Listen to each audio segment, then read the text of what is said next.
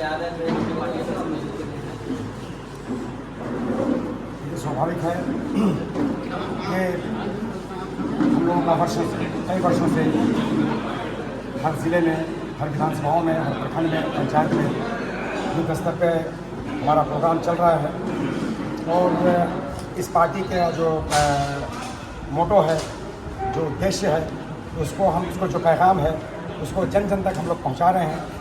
Micro level तक, booth level तक इस पैगाम को बैरिस्टर असदुद्दीन ओवैसी साहब जो हमारे राष्ट्रीय अध्यक्ष हैं, जो हमारी आइडियोलॉजी है, जो विचारधाराएँ हैं, उन ख्यालात को हम जन जन तक पहुँचा रहे हैं। लोग आप देख रहे हैं कि झारखंड में मजलिस के बढ़ते हुए कारवां का हिस्सा ये वर्तमान में आपके सामने मौजूद है।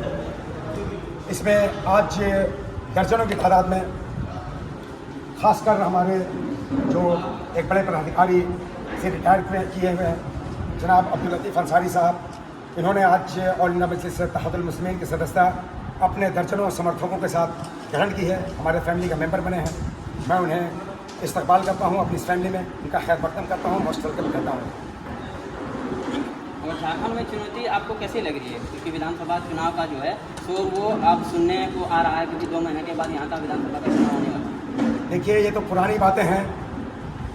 सच्चाई ये है कि अभी करंट न्यूज़ जो है, लेटेस्ट 6 विधायक चंपई सोरेन पूर्व मुख्यमंत्री लेकर दिल्ली बीजेपी के कार्यालय में पधार चुके हैं। हो सकता है 2-4 दिनों के अंदर अंदर यहाँ की सरकार, मौजूदा सरकार औंधे मुँह गिर पड़े, राष्ट्रपति शासन लागू कर दिया जाए और हो सकता है चुनाव का डेट भी बढ़ा दिया जाए।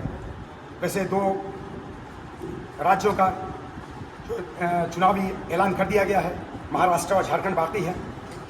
अगर अपने नियत समय पे, लेकिन प्रकृति की नियति कुछ अजीब व गरीब लग रही है, आसार अच्छे नहीं हैं। बहुत जल्द आप, मेरे ख्याल से 2-1 दिनों में आप सुनेंगे कि झारखंड की सरकार गिर गई। झारखंड में किन मुद्दों को लेकर आप विधानसभा चुनाव लड़ेंगे? देखिए, मुद्दा बड़ा ओपन मुद्दा है, हम लोगों का कोई हिडन एजेंडा नहीं है। स्वास्थ्य है, हेल्थ है, एजुकेशन है, एम्प्लॉयमेंट है, सेफ्टी एंड सिक्योरिटी है। शासन और प्रशासन का जो प्रशासनिक ये है, उसका हर प्लेटफॉर्म पे, हर मोर्चे पे ये वर्तमान सरकार फेल हो चुकी है। खास करके हम मुसलमानों, दलितों और आदिवासियों के लिए ये सरकार बिल्कुल नाकारी और निकम्मी साबित हुई है। इसके कथनी और करने में समन्वय नहीं है, इंसाफ नहीं दिलाया। मॉब लिंचिंग हमारी 66 में 50 से ज़्यादा मुसलमानों की मॉब लिंचिंग हुई, बाकी हमारे दलित भाइयों, आदिवासी भाइयों और पिछड़े वर्ग के लोगों की, लेकिन किसी को इंसाफ नहीं मिला। मनोवादियों की लिंचिंग भी नहीं हुई, उन्हें अपने घर का मेहमान बना के मुआवजे भी दिए गए, नौकरियाँ भी दी गई, करोड़ों उनको मुआवजे भी मिले। लेकिन हमारे साथ दोगला और दोहरा रवैया अपनाया गया। मुसलमान इस बार समझ रहे हैं, हमारी पार्टी पूरे दमखम के साथ, पूरे जोर शोर के साथ इस बार झारखंड में चुनाव लड़ेगी। और मैं तो कहता हूँ, आप मीडिया बंधुओं के माध्यम से मैं इस सो कॉल्ड सेकुलर पार्टीज़ के लोगों को मैं कहना चाहता हूँ कि अगर आप चाहते हो कि झारखंड में दोबारा आपकी सरकार आए, दोबारा सत्ता में आप आओ, तो मुझे 10 वो सीटें दे दो अपने गठबंधन में जो बीजेपी के पास है, और तुम आने वाले 40 साल तक वो हरा नहीं सकते।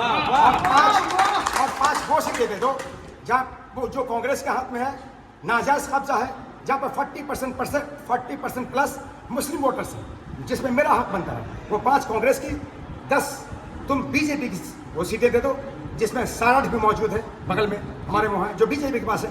मैं हरा कर दिखा दूंगा।